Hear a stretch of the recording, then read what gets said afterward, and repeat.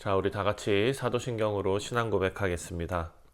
전능하사 천지를 만드신 하나님 아버지를 내가 믿사오며 그 외아들 우리 주 예수 그리스도를 믿사오니 이는 성령으로 잉태하사 동정녀 마리아에게 나시고 본디오 빌라도에게 고난을 받으사 십자가에 못 박혀 죽으시고 장사한 지 사흘 만에 죽은 자 가운데서 다시 살아나시며 하늘에 오르사 전능하신 하나님 우편에 앉아 계시다가 저리로서 사한 자와 죽은 자를 심판하러 오시리라. 성령을 믿사오며 거룩한 공예와 성도가 서로 교통하는 것과 죄를 사하여 주시는 것과 몸이 다시 사는 것과 영원히 사는 것을 믿사옵나이다. 아멘. 찬송가 435장 나의 영원하신 기업 함께 찬송하겠습니다.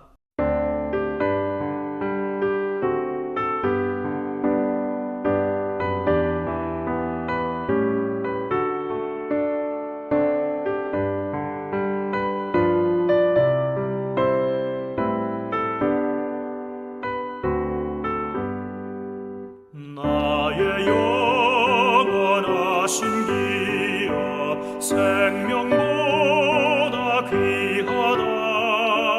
나의 갈 길 다가도록 나와 동행하소서. 주께로 가까이 주께로 가오리. 나의 갈 길 다가도록 나와 동행하소서. 세상 복이 아니라 모든 명예버리고 험한 길을 가는 동안 나와 동행하소서.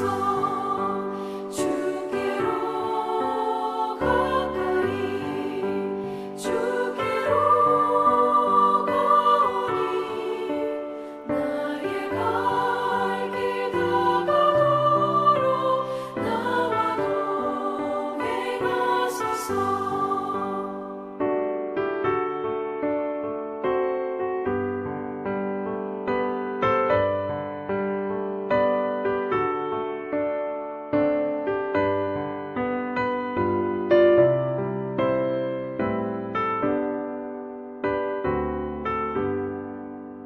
어둠 골짝 지나가며 험한 바다 건너서 천국문에 이르도록 나와 동행하소서.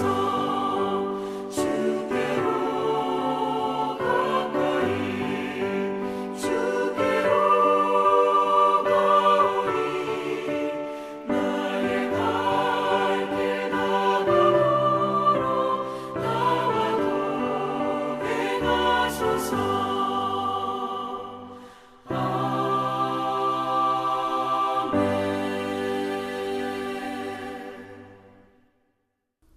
자, 오늘 우리에게 주시는 하나님의 말씀은 역대상 16장입니다. 1절부터 22절까지 말씀입니다.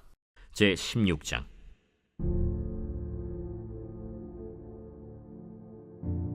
하나님의 궤를 메고 들어가서 다윗이 그것을 위하여 친 장막 가운데에 두고 번제와 화목제를 하나님께 드리니라.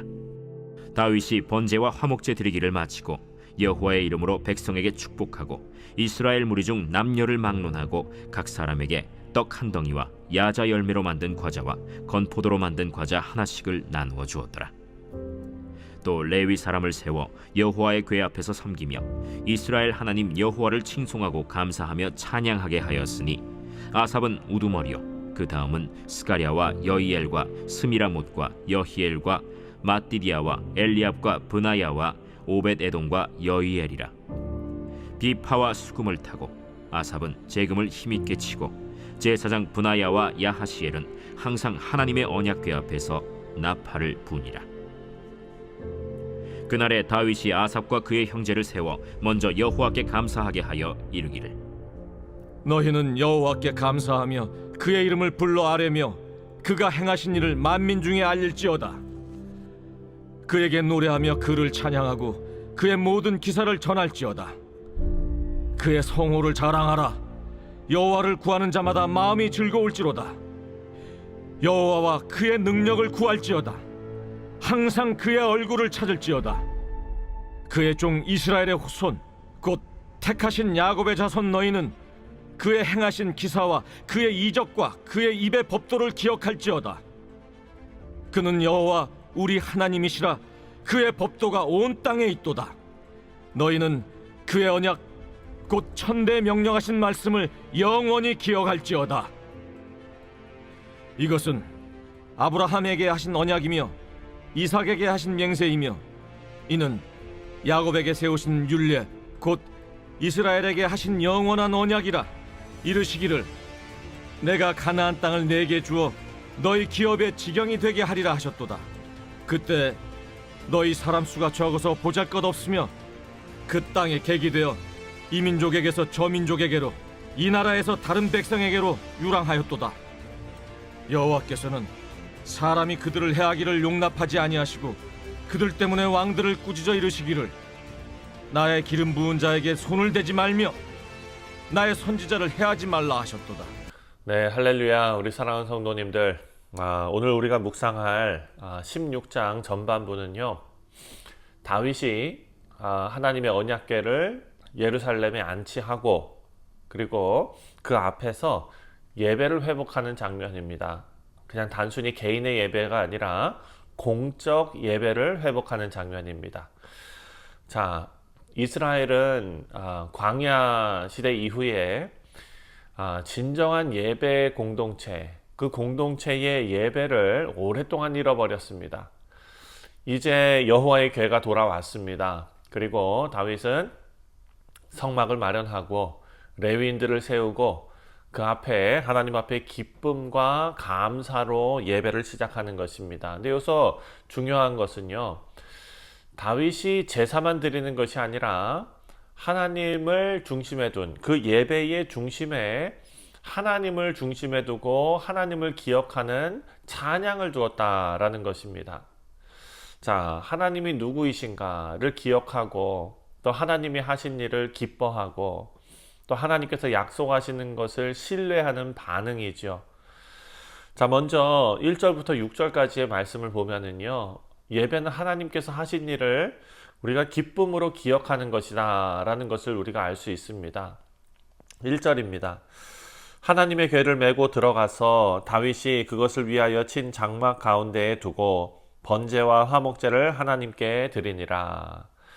언약궤가 상징하는 것이 무엇입니까? 그것은 그냥 어떤 상자, 눈에 보이는 그런 상자로서의 역할만 하는 것이 아닙니다. 이것은 하나님의 임재와 하나님의 은혜를 상징하는 그런 상징성을 담고 있습니다. 하나님의 말씀이 그 안에 있지요. 그리고 그 위에 속죄소가 덮여 있습니다. 그리고 그 위에서 하나님께서 임하십니다. 다윗은 그 언약궤 앞에서 번제와 화목제를 드렸다라고 2절 말씀에 나옵니다. 온 백성에게 떡과 고기와 포도주를 나누어 주면서 축제를 여는 것입니다. 사랑하는 성도님들, 이것이 바로 하나님과의 관계 회복을 기념하는 장면입니다. 우리가 매 주일마다 하나님 앞에 예배를 드립니다. 그것이 그냥 종교적인 행위로 그치지 않기를 바랍니다. 이것처럼 오늘 본문에 나오는 것처럼 온 교우들이 함께 축제를 여는 것처럼 하나님과의 관계가 회복된 것을 기념하고 기뻐하는 그런 날이 되시기를 바랍니다. 그리고 그 중심에 찬양대가 등장합니다. 우리가 내일 주일에 함께 이 찬양에 대해서 생각하게 될 텐데요. 오늘 이 본문에도 찬양대가 등장하는데 4절입니다. 또 레위 사람을 세워 여호와의 궤 앞에서 섬기며 이스라엘 하나님 여호와를 칭송하고 감사하며 찬양하게 하였으니. 자, 예배는 그냥 조용히 앉아있다가 가는 것으로 그치면 안 됩니다. 하나님의 은혜를 기억하고 감격하고 찬송을 돌리는 것입니다. 예배는 하나님께서 행하신 일을 기억하는 반응이다라는 것을 우리가 알 수 있습니다. 그래서 이 예배는요, 우리가 구원받은 그 기억으로부터 예배가 흘러나와야 합니다. 예수님께서 우리를 위해서 십자가에 달리시고 부활하신 그 은혜, 그 사건을 기억하는 주님의 백성이 바로 예배자가 되는 줄 믿습니다. 두 번째로 7절부터 9절까지의 말씀입니다. 예배는 하나님의 이름과 그리고 하나님의 성품을 높이는 것이다 라는 것을 우리에게 알려줍니다. 7절입니다. 그날에 다윗이 아삽과 그의 형제를 세워 먼저 하나님께 감사하게 하여 이르기를. 자, 7절 이후부터는 다윗이 그 시편 찬양을 이제 하나님 앞에 올려드리는 그런 내용인데요. 8절 말씀을 보니까 너희는 여호와께 감사하며 그의 이름을 불러 아뢰며 그가 행하신 일을 만민 중에 알릴지어다. 자, 그리고 권면이 이렇게 이어집니다. 10절부터 11절까지에 그의 성호를 자랑하라. 여호와를 구하는 자마다 마음이 즐거울지로다. 여호와와 그의 능력을 구할지어다. 항상 그의 얼굴을 찾을지어다. 사랑하는 성도님들, 하나님께서 누구이신지를 우리는 바라봐야 한다라는 것입니다. 이것이 예배자의 자세입니다. 하나님의 이름과 하나님의 성품을 높이는 것. 예배는 하나님의 이름을 선포하는 고백이고 또 예배는 하나님의 거룩하심을 자랑하는 태도입니다. 사랑하는 성도님들, 내일 주일 말씀에서도 살펴보겠지만 우리 시대에 예배가 감정 중심의 예배로 혹은 자기를 위로하는 예배로 흐르기 쉬운데 그것을 우리가 경계해야 합니다. 성경은 하나님의 이름과 하나님의 성품에 집중하는 예배를 가르쳐주고 있습니다. 자, 마지막으로 15절부터 22절까지의 내용을 보면은요, 예배는 하나님과 맺은 언약을 붙드는 것입니다. 15절입니다. 너희는 그의 언약 곧 천대에 명령하신 말씀을 영원히 기억할지어다. 아멘. 자, 다윗의 찬양은요, 지금 하나님의 언약에 기초한 어떤 신학적인 선언으로 이어지고 있습니다. 하나님께서 아브라함과 이삭과 야곱에게 언약을 맺으셨고 또 그 백성을 보호하셨고 땅을 주시겠다 약속하셨습니다. 여호와께서 문 나라로 사람을 책망하시며 이렇게 지금 다윗이 고백하고 있습니다. 21절과 22절 말씀을 보면은요, 여호와께서는 사람이 그를 해하기를 용납지 아니하시고 그들 때문에 왕들을 꾸짖어 이르시기를 나의 기름 부은 자에게 손대지 말며 나의 선지자를 해하지 말라 하셨도다. 자, 이것도 하나님께서 하나님의 백성을 향한 언약적인 보호의 선포입니다. 이것이 바로 다 하나님의 약속입니다. 예배는 이런 하나님의 약속을 믿고 붙드는 신앙의 고백이 되는 줄 믿습니다. 사랑하는 성도님들, 예배는 우리가 어떤 음악을 부르고 어떤 노래를 부르고 또 어떤 장소에 모였고 이런 것이 중요한 것이 아니라 하나님이 어떤 분이신지를 기억하고 또 하나님께서 우리에게 행하신 일을 감사하고 또 그 언약을 붙들고 살겠다라고 고백하는 일입니다. 그래서 오늘 본문에서 다윗은 하나님께서는 우리와 함께 하셨고 하나님은 신실하게 언약을 지키시는 분이시고 그리고 하나님은 여전히 찬양받으시기에 합당한 분이시다라는 것을 말씀에서 우리가 찾아 볼 수 있습니다. 사랑하는 성도님들, 하나님의 거룩한 임재 앞에 믿음으로 반응하시는 그런 오늘 하루가 되시기를 주님의 이름으로 축원드립니다. 그리고 다윗처럼 하나님의 이름을 자랑하고 하나님의 언약을 붙들고 기쁨으로 예배하는 삶을 하나님께서 우리에게 허락하시니 평생 동안 우리가 그 삶을 살아가기를 간절히 축원드립니다. 다 같이 기도하겠습니다. 하나님 아버지 감사합니다.